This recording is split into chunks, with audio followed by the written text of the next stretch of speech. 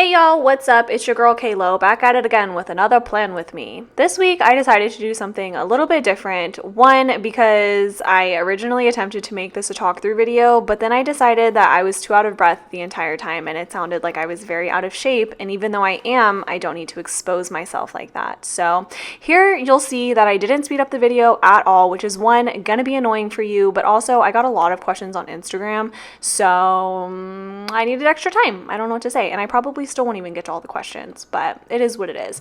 As a fair warning to you, this video, as do all videos, will contain colorful language in them, so if you don't really like that, maybe don't put me on in your living room TV around your 5-year-old running around in their fucking tighty whities. I don't know, I don't have a kid. Anyways, so couple of things. I'm doing a blackout spread using this kit from Sticky Essentials. I'm doing a blackout spread because if you are fucking oblivious as to what the fuck is going on in America, I'm here to wake you up a little bit, create a woke environment, if you will. So here you'll see my hands are waving because I was very passionate in the moment with what I was saying, as I still am. And what I was saying basically falls along these lines. You will only see shops featured in this video who have spoken out against the injustices and the oppression and the very active role of racism in America. And to those shops, I appreciate you to the fullest. To people who are staying silent, I understand it is a very uncomfortable subject to talk about, but if you are uncomfortable, then that means that you are probably part of the problem, and we need to raise up and we need to speak up and use your voice. If you have a platform, use it. If you have a voice, use it. If you don't have the eloquent words to say so yourself, then amplify the voices of the people of color in this community, because that is what we should be doing every single day. So I will never know the pain or the fear that people of color have to go through every day just to walk down the street or to walk their fucking dog or to go to Target to pick up those clearance sheets, bitch. I will never know, because I'm clearly not a person of color. However, I will stand up for you every single day that I can and use my voice, use this platform that I've been so gracious to have, to make a stand and to really start making a difference any way that I can. So that's what I have to say. Again, you are not going to see shops in this spread who did not speak up or who chose the wrong things to say. So normally you're going to see a lot of different shops, but this week in particular, that's just not going to happen. So with that, no shade, just honesty, and just the spread. Here we go. I did ask you guys to ask me some questions on Instagram, and I got a ton of questions, so I screenshotted them because I knew that I would take like 7,000 years to actually upload a voiceover that I was happy with. So I just screenshotted all the questions, which was like 20 something questions. So I'm going to get into them. And they were really deep questions. So sometimes it takes me a little bit to answer one, and I'm sorry. So if you get the gist of my answer and you're tired of hearing me ramble, just skip forward like 30 seconds and maybe that'll be me done with the question. I don't know. So I'm going to kick it off and open up with the first question here. So Ilza of Ilza Planned It asked me, how do you see the planner community changing given current events? This is such an important question. Ilza herself kind of brought to light a very prevalent topic in the community about lack of representation for women of color or people of color in general in art and kits and, so on and so forth. And I think that although some artists made a very terrible attempt to explain themselves, I don't think that it's actually going to change, unfortunately, because if you're still making excuses, then you're not taking ownership. So as much as I would like to say that it isn't just a trend that people are hopping onto, I genuinely feel like there are people in the community who are speaking out for change, and then there are people in the community who are speaking out because they don't want to seem like they're against change. And they're very different things. So although any type of, I don't want to say like publicity, but any type of voice, whether it be a whisper or a yell or just a conversation, any voice that is being said in support of the community is a great thing to hear, right? Like, I'm not going to shame you for your timing or for the way that you talked or what you said, but I don't think it's going to stick. I think it's very much a trend right now, and a lot of shops are kind of just falling in line. But we'll see, maybe if they take the time to read what they're actually reposting or to look into it and follow the articles and do their own investigations on some of these things, like maybe they will kind of figure it out and they won't be a product of ignorance anymore. So I hope the change sticks, and I hope that somewhat answered your question, but I don't think that all of the people who are putting their voices out there are going to continue the trend. I think that they will eventually put themselves back in a corner. So that's my view. Jess Plans asked, how am I doing? So thanks, Jess. I'm doing pretty good. I'm just kind of transitioning along in my life. Like, I just finished my first year of teaching, and that was kind of crazy. Now I'm living with my boyfriend. I mean, I was living with my boyfriend for like 2 months now, but living together, and that's been a whirlwind of fun. I'm playing with the idea of getting another dog. Not that my handsome Joshua isn't enough, but I really, really, really want a golden retriever, and I don't support buying animals. So I'm definitely like scouring the city looking for adoptable golden retrievers of any age that I think would go really well with my doggy, because he is turning 3 this year and he is slightly territorial. So with the research I've done, I've noticed that like you want to kind of get dogs younger than the dog that you first had, just so that way they don't feel as threatened. So I definitely want to find a dog that's about 2 years or younger that is a golden retriever who is adoptable. So if you're in Texas and you know anything, I'm not willing to purchase a animal for $2,000+. I don't have that kind of money. I'm a teacher who is a avid Goodwill shopper. So if you know of anybody who has a golden retriever, or if you have a golden retriever puppy, if you had a litter, whatever, definitely hit me up. I am so interested. I want a golden retriever so bad. They are the most adorable animals on the planet, aside from my son Joshua. So that didn't even, you asked me how I was doing and I was like, I want a golden retriever. I'm so sorry. I'm sorry you had to endure that. Every Noel Prince asked me, what is your greatest inspiration? I answered this a couple videos back, a lot of videos back probably, but my greatest inspiration in life is my mom. She's the strongest, most caring woman I've ever met, and she just inspires me every day and shows me what it's like to be a real feminist and to be a strong woman who leads by example. So definitely my mom is my greatest inspiration. In the planning community, my greatest inspiration would probably be Amanda from My Life Stuck on Paper, because she is one, amazing, such a sweetheart. But her spreads always turn out beautiful. Like, I feel like if I were to give her a fucking Sharpie and then like a bobby pin, she would make the most beautiful spread out of it ever. Like, I don't know. I feel like her planning style is like the miracle worker of all planning styles. I don't know. She's gorgeous. And so I love her spreads. How is it living with your man aside from the bed washi line? This was asked so many times. You guys are so funny. Like, I posted on Instagram that my boyfriend has a really bad habit of taking more than half of the bed, because he is very broad-shouldered, I will say that, but like, I pay for half the rent just like you do, so I get half this bed like back up. So I ended up putting a washi line straight down the middle of our headboard, and I was like, don't fucking cross this line. Like, you fucking pendejo, like, don't do it. But he does it. It was more like a joke, obviously, but it still pains me in my heart that I have maybe 40% of the bed while the man next to me gets 60%. The feminist in me is not okay with it, but because I love him, I'm like, whatever, I'm just going to deal with it. But I will say, a bitch has scoliosis and I can't do this every night. Do you have something to say?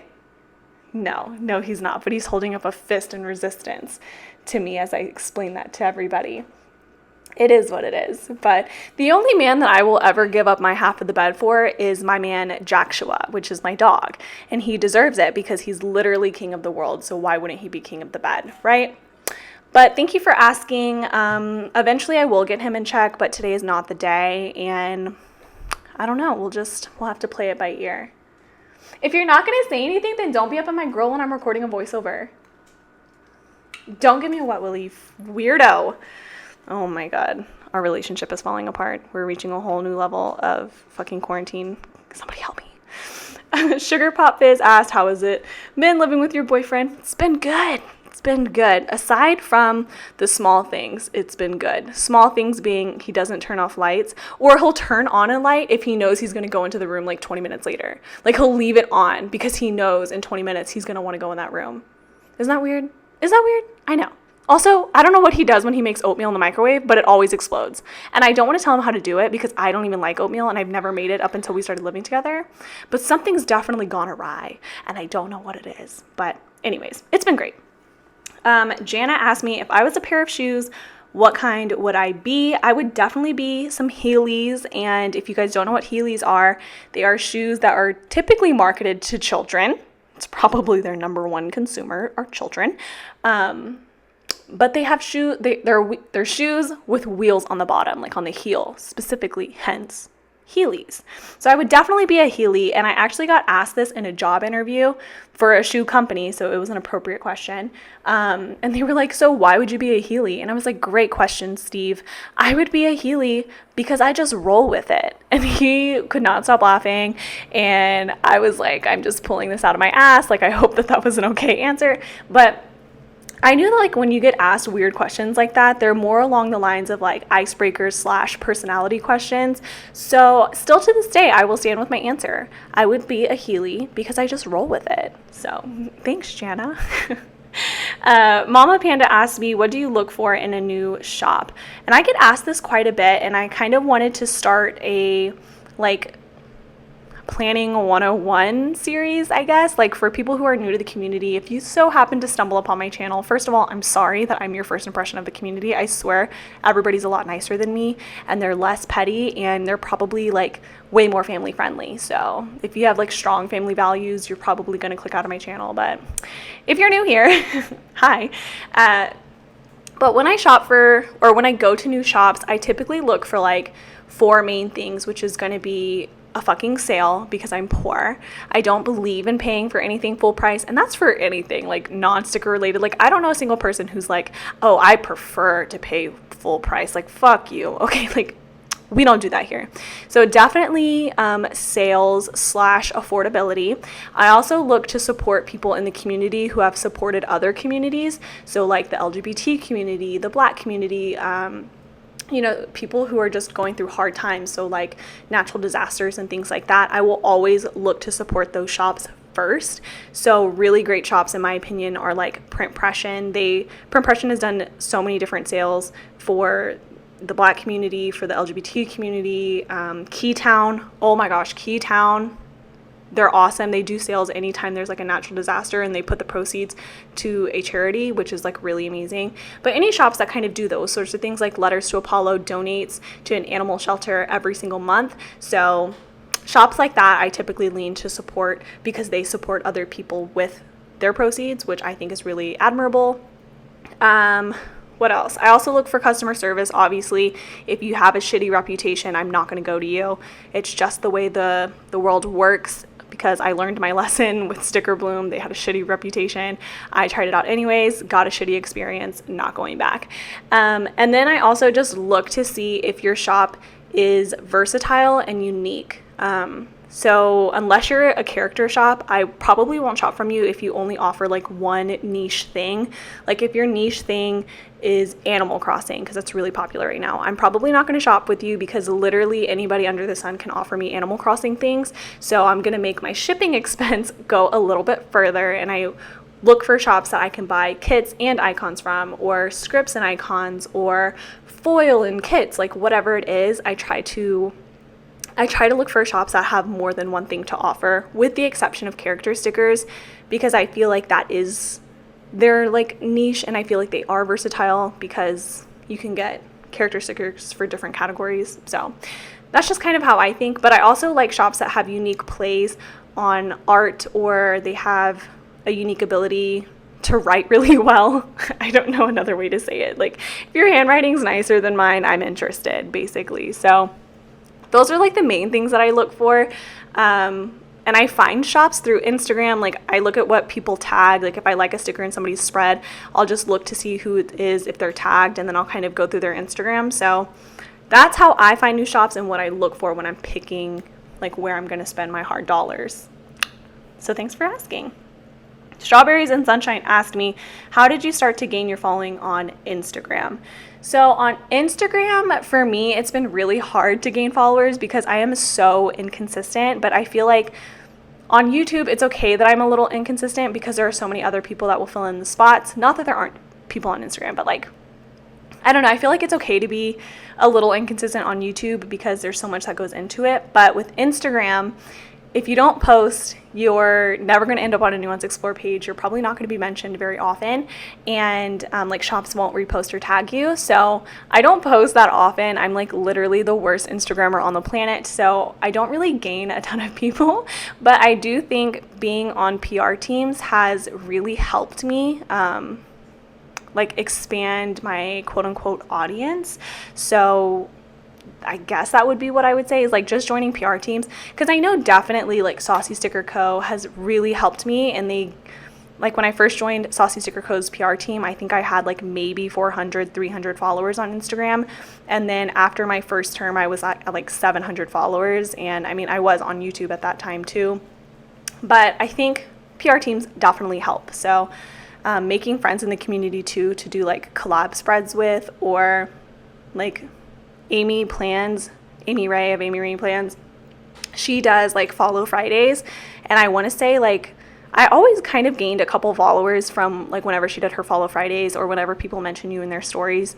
That always helps. I mean, it is a community after all. Like I would be nothing without the great people who support me. So there's that. On YouTube though, it was a little different because when I was thinking about creating a YouTube channel, I really wanted to make sure that my content was going to be different from other people who are already on YouTube. Because, I mean, when you think about it, Plan With Me's and the planning community is actually kind of oversaturated on YouTube. Like everybody does a spread every single week with relatively the same art eventually, right? So I wanted to make sure that the content I put out was going to be really different, very authentic of who I am, because I feel like that is the one thing that sets me apart from other YouTubers, is that my personality is very bold versus very sophisticated. Like there are so many sophisticated women in the community that put out really awesome content, but unfortunately I'm not one of them. I am a sophisticated woman, but in different ways. So I just make sure that my content always comes across like unique and different from what other people are already putting out. Otherwise, I might as well just blend in and my things won't get noticed. So that's always been my mindset with anything that I do. And that's always my advice to people who would like to start new channels or creative planning Instagram, is just making sure that your content is authentically you, and also like very unique and offers something new to the community, if that makes sense. Okay, I took a small coffee break, which isn't like a break for y'all, but it was for me. And we're not even done putting down these full boxes. Like, what the fuck am I doing? I take like 7 years, bro. Okay. Strawberries and Sunshine also asked me, do you think people started to support Black Lives Matter movement because it's trendy? I think it's a little bit of two things. Like, I do think a lot of people started to voice their opinion because it was trendy, but I also think that a lot of people didn't know how to voice their opinion before, or how to voice their support. And I think one of the great things that came from this is that a lot of people started to put out way more resources than ever before, because there is an overwhelming amount of outrage in the Black community, right?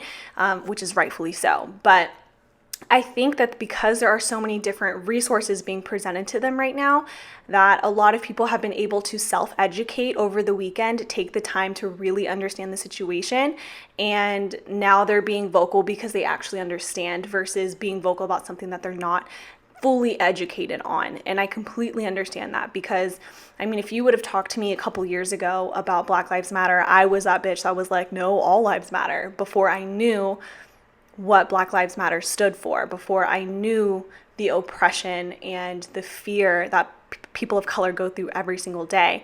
So I think that, yes, a lot of people are learning because it's become a trend, but I don't think that anybody would be so bold or so unauthentic to post something that they don't actually stand by simply because they want to save face. Not that they're not doing that. Like, I know a lot of people will do that, but I think to some degree, you have to know that what's happening in America is wrong. You have to know. Like, I cannot believe that somebody who would be a part of a community, or somebody who would,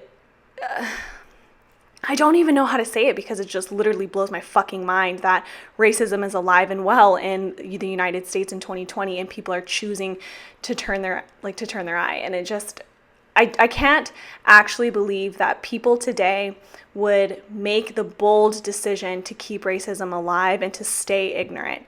I can't believe that, you know, like, I am choosing to believe better of the people in this community specifically, because this community has always been there for other specialized communities. So I don't know. I think, yes, in part it is become a trend, but I'm choosing to believe that because more of it is in people's face, that they are using the opportunity to self-educate and really learn before they make an outspoken statement, which, I don't know. I feel like I contradicted myself like 4 times in that, because part of me is like, yeah, it's because it's a trend. But then the other part is like, well, you know, because it's a trend, it's reaching more people, and more people are seeing like, oh shit, I need to read up on this, you know? So it's like, it's a mixed bag. I feel like it's a mixed bag. That's a good question though. Let me know what you guys think in the comments. I'd really love to see it. Even if you don't agree with me, anybody, I mean, I've had several people in my DMs over the past weekend, and even if you don't agree with me, I am 100% going to at least give you enough respect to hear you. Because that's all I ever ask of people who oppose my opinion, is just to hear me. So I always will listen. I won't ever like crucify you in my DMs. I always want to hear what you have to say. And I hope that you know that I am respectful enough to do that for you if you do it for me. So by all means, if you'd like to leave a comment, if you'd like to have a conversation, hop into my messages. You can leave a comment, I'll reply. But I think this is the time where if you have a voice of support, then you should be open to having these tough conversations. Or if you're confused, or if you don't understand, or if you have a legitimate question, this is your time to ask. And don't ask people of color, because it's not their job to educate you. It's your own job. But you are welcome to ask me, because as an ally to the community, I feel like this is something that I want to do. This is the least that I can do, is to clarify and educate as many people as I can through this platform. So by all means, hit me up. Chandler asked me, your desk is on fire and you can only save 1 kit, 1 character sheet, 1 foil color, and 1 other item. What do you grab? Basically, what are your ride or die top items? Fuck. Well, look, I'm showing you. Okay, cool. Gosh, that's tough. That is tough. Let me think. So I would definitely save holo, because although my holo collection is definitely a lot smaller, holo is typically more expensive to purchase. So I would definitely want to save my holo collection, because it's more expensive. And then for the kit, I would save my favorite kit. I don't know. I've had some really badass kits. Like, one of my favorite kits ever was Mono from Saucy Sticker Co., where it's a black and white kit and it had like rose gold foiling. I actually reordered that. I'm supposed to haul it. I'm staring at it on my counter right now, but that's definitely a badass kit. The Coffee Monsters Co. that I just used a couple weeks back, the pastel rainbow one, oh, that one was beautiful too. I don't know, that's really hard. Like, Letters to Apollo drops some really fire ass kits, like Day by Day that she just released. I just got that one in. I really liked that kit too. So I don't know what I would save, like, typically. For character sheet, my favorite character sheet of all time is definitely the Quiet Time Girls from Fox and Pip. So that one I would probably grab, because, I mean, she just retired it. So I kind of need to keep that one. And one other item, what do I grab? One other item. I'm going to grab my Silhouette, because it's actually expensive, and I kind of want to keep that. So I hope that answered your question. I feel like I kind of cheated out your question a little bit, but it is what it is. ePrecious12 said, you're changing to first grade next year. What are you most excited about, and what are you most nervous about? I am most excited to have kids who are excited to learn. I think that was like the main thing for me in 6th grade, was that I was constantly like pulling teeth just trying to get them excited about a simple lesson, versus in 1st grade they're at an age where they're very eager to learn and they take everything like a sponge. And so I'm really looking forward to that, but at the same time I'm really nervous, because since they are so young, I don't really know how well I'm going to do like relating to them. I worked really, really well with middle school because I could relate to that age group very well. Like I understood most of the trends that they're into, and I kind of better understood their mindsets and like some of the personality things that they were going through. So I was really able to adjust to middle school very well. But I have never been around young children in my life. Like I had little cousins, but we weren't really close when they were young, or I didn't really babysit. I don't have any younger siblings. So I am slightly nervous about relating to that age group. But at the same time, I think I've learned enough as an educator to create like a really fun and safe environment where they're going to flourish. So even though I'm nervous about it, it's still at the end of the day something I'm really excited to do and to learn, or to evolve, I guess is a better way to put it. So really excited about working with kids who are excited, and then very nervous about how I'm going to relate to such a younger group. But I'm also still really excited about it. So I don't know. It's like, again, a mixed bag, but a mixed bag that carries lighter weight. Whatever. Actually, Ali X says, any family or coworkers that give you hate for colorful language in your videos, I love your channel. XO. First of all, hey bitch, thanks so much. I love my channel too, and I'm glad you're here. And the answer would be no. Like, yes, my parents don't really love the fact that I put on the internet like myself cussing, but also they know that this is how I am in real life. Like, no, I'm not going to pull up to my classroom and I'm dropping F-bombs in front of my principals and my kids. Like, I'm not like that. I know how to be professional. But with that, my family knows that I'm smart about what I put out onto the internet. For the most part, I'm pretty smart about it. I don't really, go out and show my coworkers my channel, and I don't tell my coworkers about my channel because, I don't like to mix my personal life and my work life together. I just don't think that it's appropriate for the most part. Like, I know that there's a lot of drama that goes on in my school because teachers love to gossip. So I do my best to separate everything. Like, I don't hang out with my coworkers. I keep them up to date on my life. Like, oh my gosh, like my boyfriend and I are moving in, but like I would never invite them over to dinner, or if I did, it would be like coworkers only. Like, I wouldn't have my best friends and my coworkers in the same room. Like, I try to keep everything as separated as possible for the sake of like remaining professional. So only like a handful of my coworkers know about my channel, and I never really get any backlash on it because the personality that I present on my channel is the same thing that I am in person. So I think they're like not really shocked or anything. But I think the most backlash I get are from like very Christian women on Instagram who find my channel on accident just trying to watch a leisure sticker haul, and then they're like getting talks about my vagina. Like, I get it. Like, it's a slap in the face sometimes. Like, oh shit, like she really just flipped a page. Like, I get it. It's not what you expect when you click on a planner video, but welcome to my world. So there's that. What is your biggest pet peeve? I hate repeating myself. It's definitely like super, super annoying. I don't like to do it. So that's probably my biggest pet peeve. What is your favorite and least favorite sticker shop? Spill the tea. Oh my God. Okay. My favorite sticker shop. That's really tough. I love Saucy Sticker Co. I think she's like a very versatile queen. She has great foiled icons, really cute lettering. Her kits are fire. I love Rebecca. So I think my favorite shop would probably be Saucy Sticker Co. And then my least favorite shop, that's tough. So I don't like Sticker Bloom because they hoed me. I don't like a Paperella Story because she tried to scam me. I don't like Plan to be Fab because her quality is ass. I don't know, like there's a lot of shops that I don't like, but I don't know if I have one that's like my absolute least favorite, like bottom barrel. I don't think I have anything like that. Favorite song right now? I don't really listen to music, but for some reason the first song that popped into my head when I read that is Come Clean by Hilary Duff, and I don't know why, but I'm not mad at it. If you and your parents were in high school at the same time, do you think you would be friends?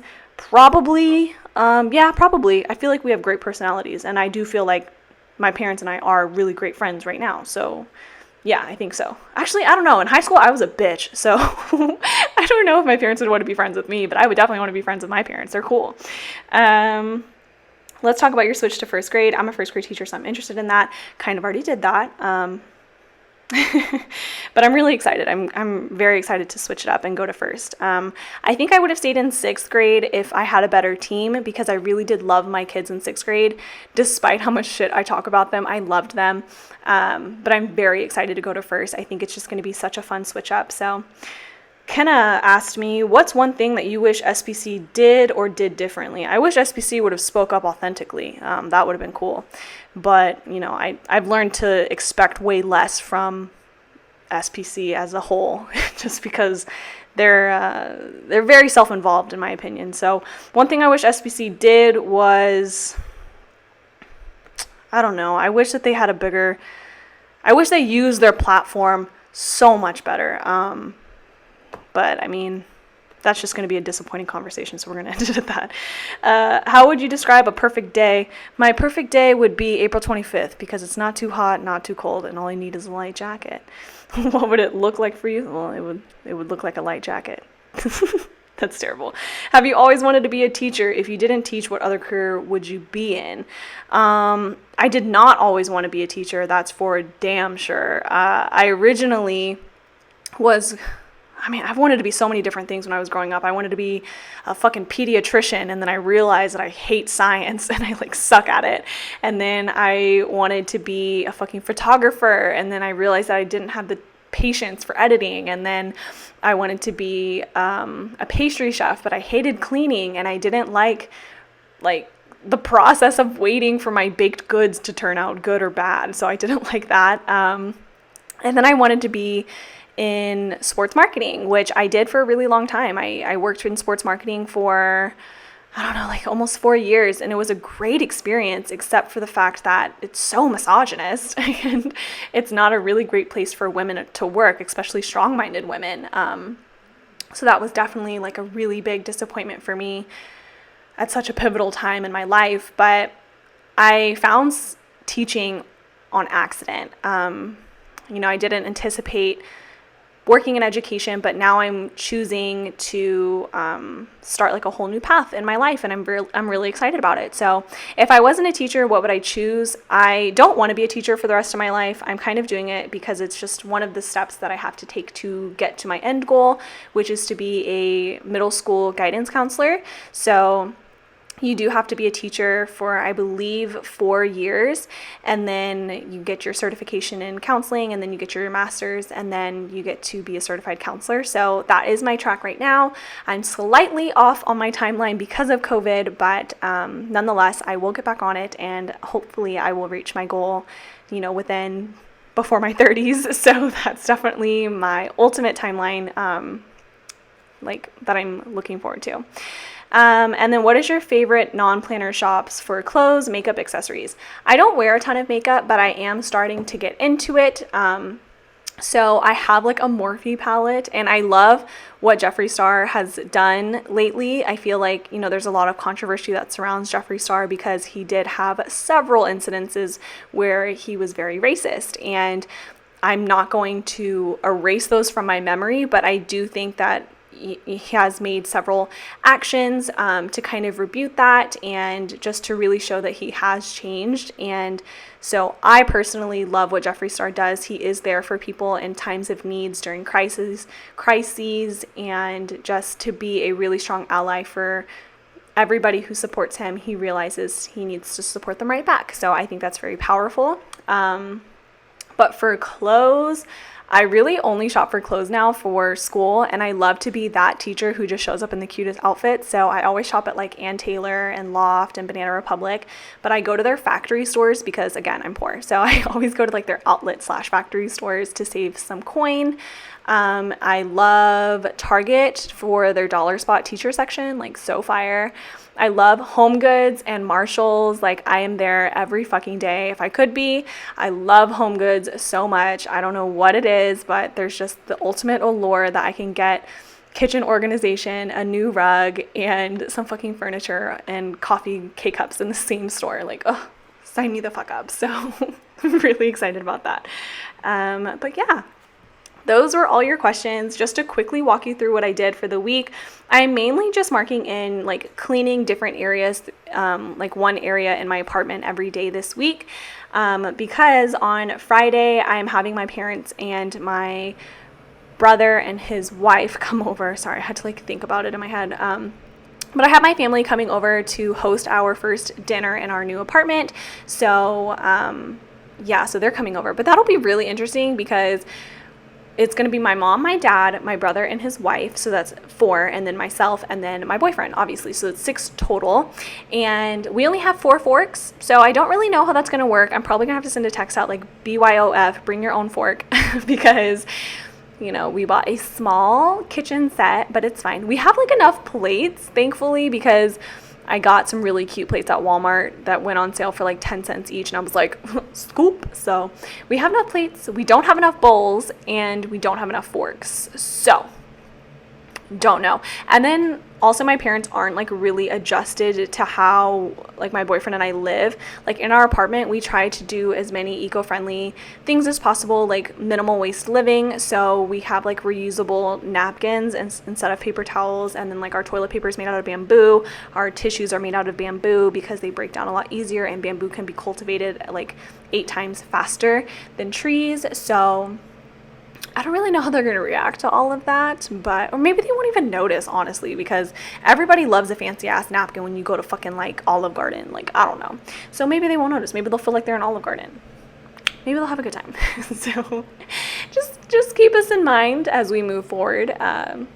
Yeah, so that'll be on Friday. I don't really know what I'm going to cook yet. I'm kind of deciding between Chipotle bowls or lasagna. But the last time I made lasagna, the noodles weren't all the way cooked, and I put way too much ricotta. So I would have to keep that in mind. But those are the 2 things that I make with confidence, and that wouldn't be expensive. Like, I make a mean steak and mashed potatoes, but that's expensive. And then I never cook chicken very well because I never cook it all the way through. And I don't know why, but it always ends up like being raw in the middle, so then I have to like cut it up and then cook it again. I don't know. So I don't know yet. And everybody always sends me recipes, but it needs a pressure cooker, and I don't have that. So I have a Keurig and like a fucking pan, 1 pan. Like, let me know. So don't know what I'm gonna cook yet, but it'll be a good time. So I marked cleaning every day. I marked uploading or editing YouTube things like 4 times this week. I plan to film twice this week, which is today and one other time, probably going to be on Thursday. And then I plan to edit and upload. So editing will be Wednesday, and then uploading will be Sunday. I mean, that's the plan, but I kind of just do it as time allows me to, but I mark it throughout the spread just so that way it looked like I was actually trying to do something this week. I don't fucking know. And then on Thursday I marked in that I was getting like an Amazon package, which I'm really hype about because I bought like privacy binders for my kids for my classroom, and those are so handy for testing days because I was definitely a kid where if I was able to look around to see how fast everybody else was doing the test, I felt like I wasn't doing enough. So they're just a really great tool to kind of keep a scholar focused and just for them to not feel so much pressure from their surroundings. So I definitely liked having that, so I made sure that that was something I purchased for my kiddos, but they were so expensive. Like I only got 20 privacy binders, and they were like $50 fucking. So oh my gosh, I'm gonna be so poor by the time I get to my classroom in August, but it is what it is. And thank you guys so much for watching, and don't forget, Black Lives Matter. Bye.